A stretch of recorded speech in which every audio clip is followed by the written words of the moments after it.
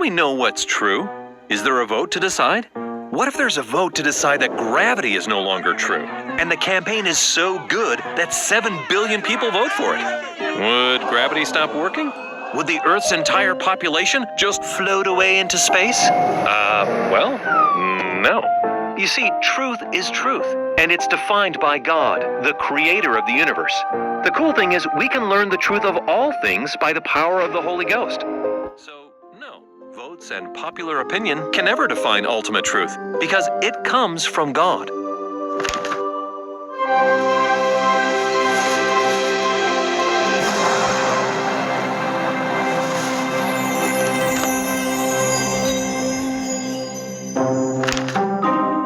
In December 1831 in Ohio, the Lord instructed Joseph Smith and Sidney Rigdon to take a short break from the important work of the inspired translation of the Bible, because there were false stories being published and they needed to take time to teach the truth.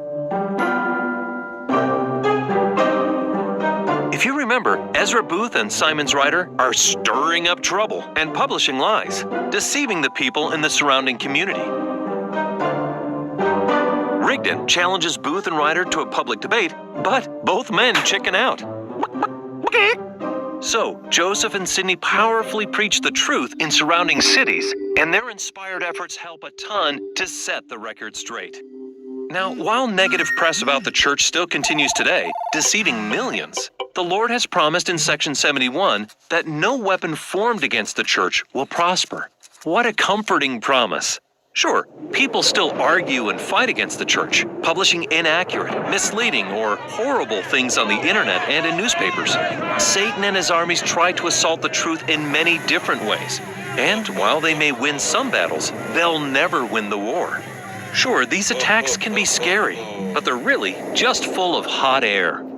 Remember, God's promised that none of these attacks against his church will succeed. None of them will win, and Christ will ultimately triumph. So, since we know who wins, seems kind of like a no-brainer to choose which side we'll be on and take individual responsibility to study and seek the truth for ourselves. Okay, now Edward Partridge was serving as the presiding bishop of the church, but he's in Missouri, over 800 miles away from the saints in Ohio. So, the Lord needed to call another bishop to help with the law of consecration in the Kirtland area. But who? Enter Newell K. Whitney. He was born in Vermont in 1795, and as a young man, fought in the War of 1812. After the war ended, he went to work and met Elizabeth Ann Smith, but her friends call her Anne. Let's have her tell the rest of the story in her own words. As a salesman, Newell traveled through many states. One day, he passed through the country where my family resided, and he and I met by chance, fell in love, and were married. We settled in Kirtland, and Newell eventually went into business with Sidney Gilbert, running a store. My husband and I often discussed the subject of religion and whether or not there was a local church that we should join. One day, we discussed it way past bedtime, and finally around midnight knelt down together by the bed. As we were praying to the Father to be shown the way, the Spirit rested upon us and a cloud overshadowed the house. It was as though we were out of doors. The house passed away from our vision. We were wrapped in the cloud and felt the Spirit of the Lord. Then we heard a voice out of the cloud saying, "Prepare ye to receive the word of the Lord, for it is coming." Months later, 4 young missionaries from New York arrived and began teaching about a golden Bible. I went to hear what they had to say and to judge for myself. As I was listening, the Holy Ghost testified that what they taught was true. So I told my husband that I planned on being baptized. Naturally, he asked me to wait until he had had a chance to feel the same conviction. But I couldn't wait. I knew it was true. Fortunately, a few days later, my husband was also baptized. We were both so happy to have found the truth. A couple months later, a family came to Kirtland in a sleigh on a very cold winter's day. They drove straight up to my husband's store when a man jumped out, went in and called Newell by name. My husband replied, You have the advantage of me. I could not call you by name as you have me.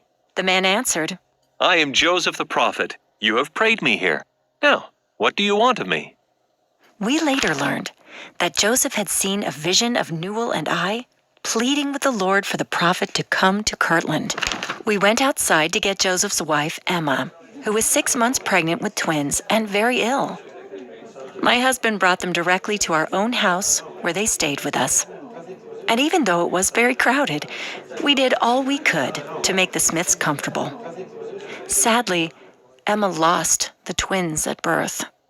But shortly thereafter, the Smiths were blessed to adopt the Murdoch twins, whose own mother had died giving birth. I loved and cared for Emma as my own sister. Years later, I was called as counselor to my beloved Emma in the very first Relief Society presidency. The next year, at a conference in Kirtland, Newell was shocked to be called as a bishop unto the church in this part of the Lord's vineyard. He worried that he couldn't do it and said to the prophet, I cannot see a bishop in myself, Brother Joseph, but if you say it's the Lord's will, I'll try. The prophet kindly answered, You need not take my word alone. Go and ask Father for yourself.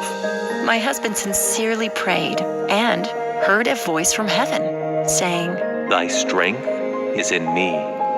With that confirmation, he accepted the calling and cared for the poor and needy the rest of his life. Having found the truth, my husband and I served together in these inspired callings and received many blessings of the Lord. Next time, we're going on a ride through the visions of eternity.